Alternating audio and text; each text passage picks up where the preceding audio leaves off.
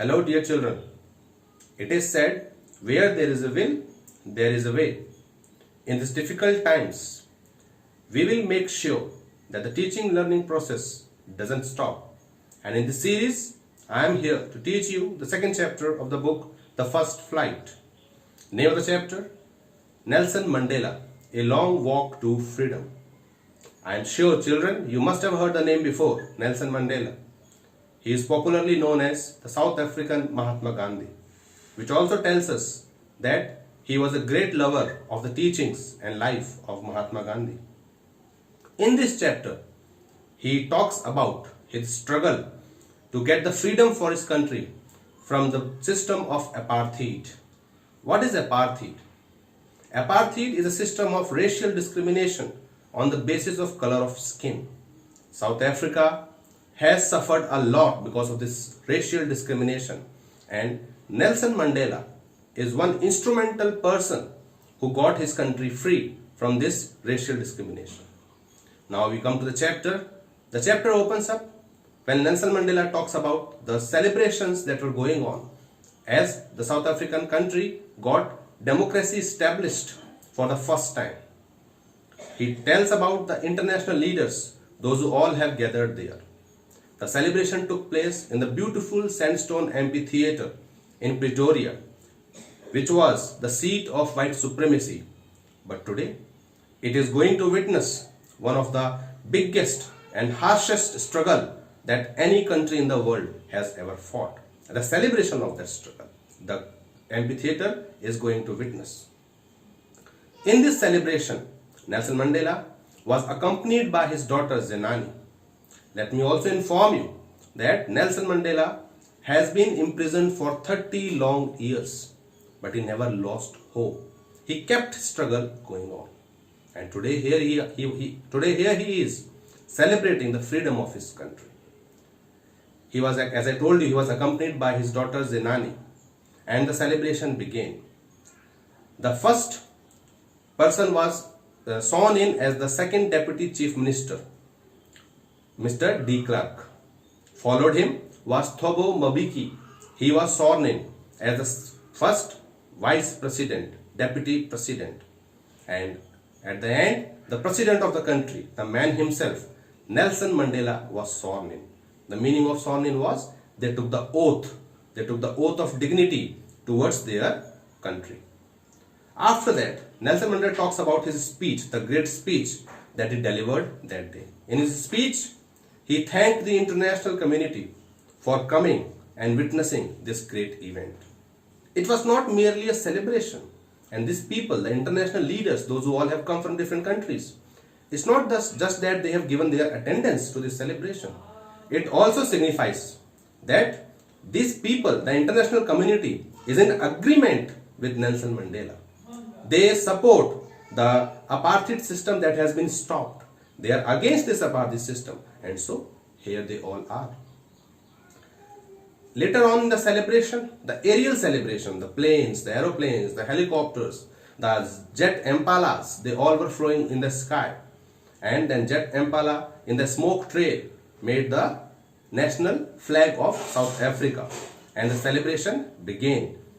After that, the two national anthems were played.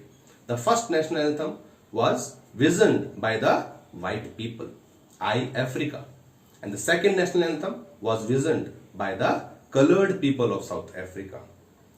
But at that time, he says, none of the people, those who were present there, knew the lyrics of the national anthems, but he was sure in the coming years they all will learn both the national anthems. Let me tell you what were the national anthems. In these national anthems, he clearly mentions that installation of South Africa's first non-racial democratic government. After the sworn-in ceremony, the national anthems that were played, the white national anthem, Nkosi Sikelel, and the national anthem that was visioned by the colored people, that was Die Stem. After that, he remembers of the inauguration that was going on during that period.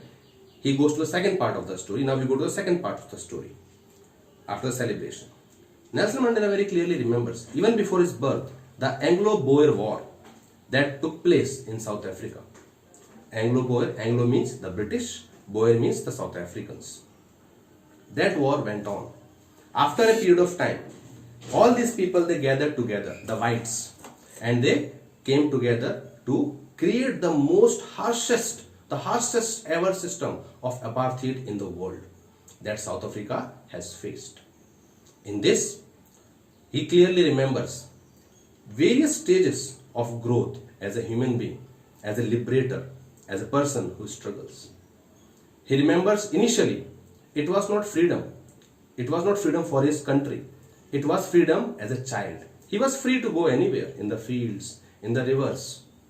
But as he grew up as a young man, the freedom meaning changed a little. He knew his country is not totally free. He wanted his freedom to study. He wanted his freedom to go for parties. He wanted his own freedom.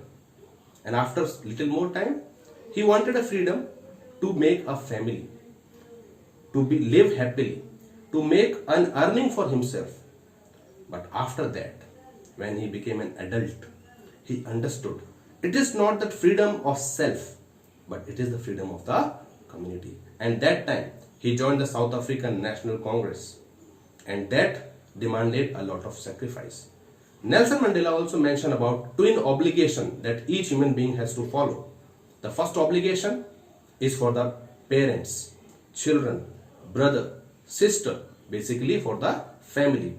The duty a human being has towards his family. That is the first obligation that each human being must fulfill. The second obligation is about community, the country, the people. But he says that in South Africa it is impossible to fulfill both the obligations.